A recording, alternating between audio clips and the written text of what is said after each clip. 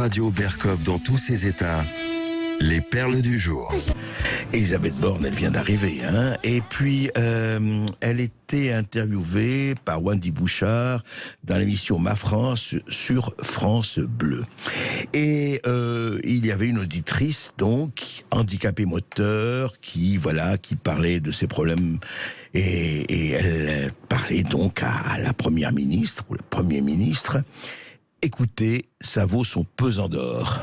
Bonjour Dolores. Oui, bonjour à vous tous, bonjour Madame Bonjour. la Première ministre.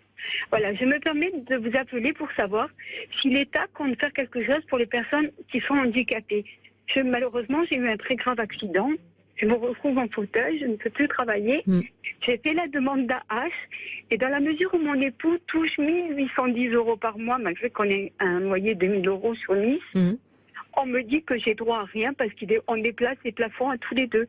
Ça fait que je vis, si vous voulez, j'ai rien. Si j'ai pas mon époux aujourd'hui, je serai dans la rue, quoi. Alors moi j'entends votre émotion, Dolores, et je pense qu'il faut absolument qu'on puisse vous trouver une solution. Il y a la façon dont on peut vous accompagner pour que vous puissiez peut-être reprendre une activité professionnelle. J'imagine que c'est quelque chose que vous pourriez souhaiter. Dolores? Oui, je vous écoute. Mais j'adore quand Madame le Premier ministre dit de reprendre une vie professionnelle. Vous savez, quand vous arrivez en fauteuil, excusez-moi. J'entends votre émotion, Dolores. J'entends votre émotion, Dolores. Est-ce qu'elle entend siffler le train de la misère? Et le train, comment elle lui dit, vous pouvez reprendre une activité, quelle qu'elle soit, elle est handicapée, Elisabeth Borne. Vous savez ce que ça veut dire, handicapé moteur? Ça veut dire que cette auditrice qui lui dit, écoutez, on dépasse le plafond, mon mari dépasse le plafond de 1810 €, ils ont 1000 € de loyer, donc il leur reste 810 € à deux pour vivre, et voilà, écoutez, on va s'occuper. Alors, ce qui est extraordinaire, elle est de bonne volonté, on ne va pas l'accabler, Elisabeth Borne. Mais qu'est-ce que c'est que ce hors-sol? Mais où ils vivent, ces gens-là? Où ils vivent par rapport à la réalité? Vous voudrez comprendre. Oui, il y a des gens handicapés moteurs. Elle est sur chaise roulante, vous voulez lui faire quoi? Je ne sais pas, moi. Ou alors, dites-lui ce qu'il doit faire. C'est pas possible, ça, je veux dire. C'est pas sérieux. Et c'est quand même assez triste, vous savez, si on aurait envie de ricaner, mais on n'a pas du tout envie ni de rire ni de sourire. Ça suffit les conseils de com, ça suffit.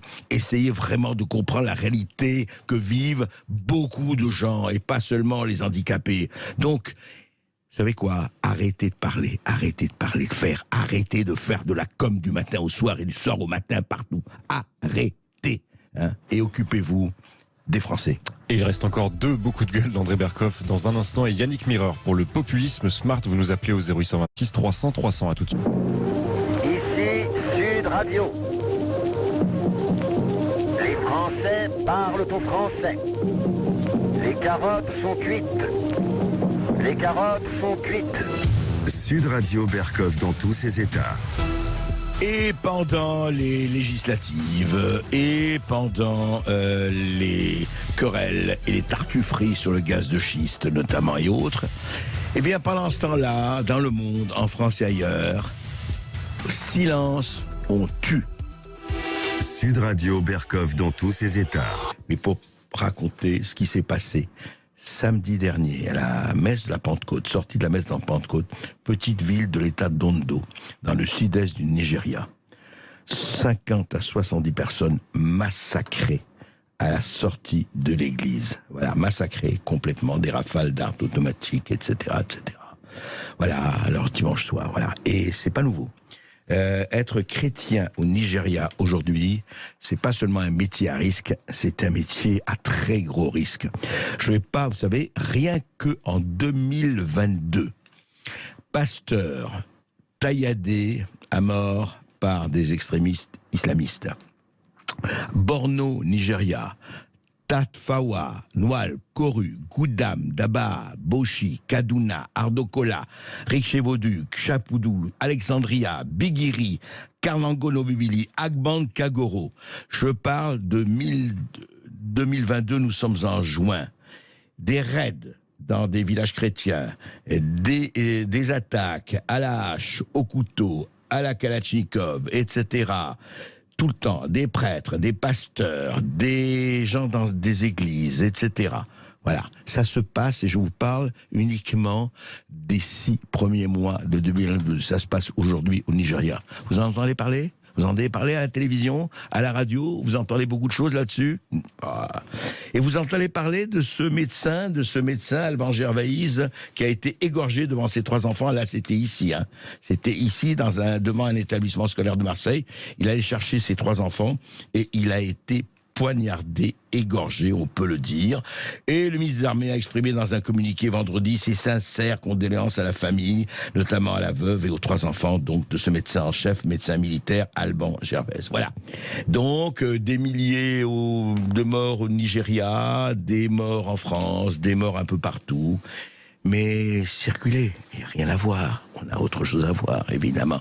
On a à voir TikTok, on a à voir les influenceuses, on a à voir de savoir la tactique du gouvernement entre Mélenchon et Macron. C'est tellement plus essentiel, n'est-ce pas ?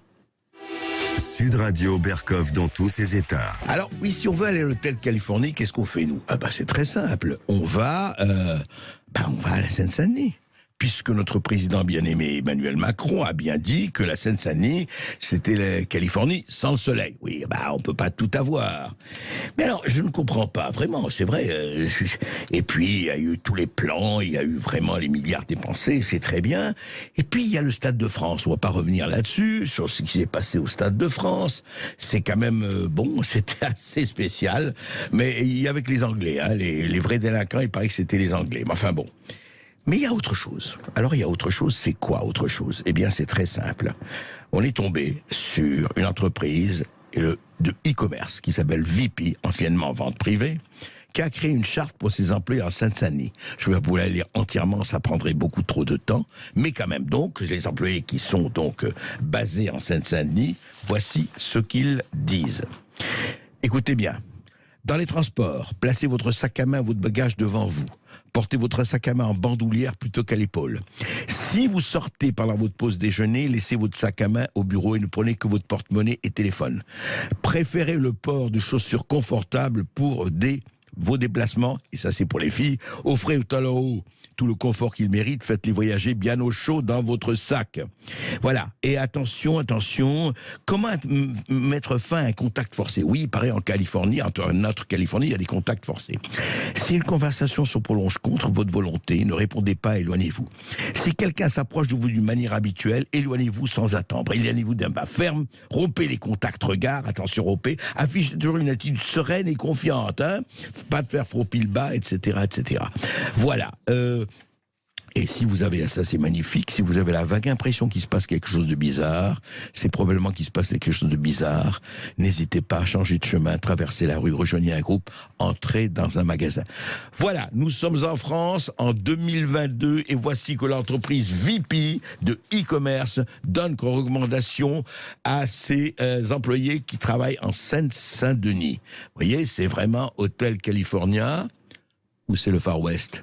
Intéressant, parce que si on reprend tous les grands films américains, vous aviez des choses un peu comme ça, un peu partout, et d'ailleurs New York aussi dans les années 60. Voilà, il se passe comme ça, ça se passe comme ça, et bien c'est très intéressant. En fait, je vais vous dire, on le sait depuis le Stade français, tout ça parce que vous savez qui peuple la Seine-Saint-Denis ? C'est les Anglais, c'est toujours les Anglais. En fait, s'il n'y avait pas les hooligans anglais, qu'est-ce qu'on vivrait bien ?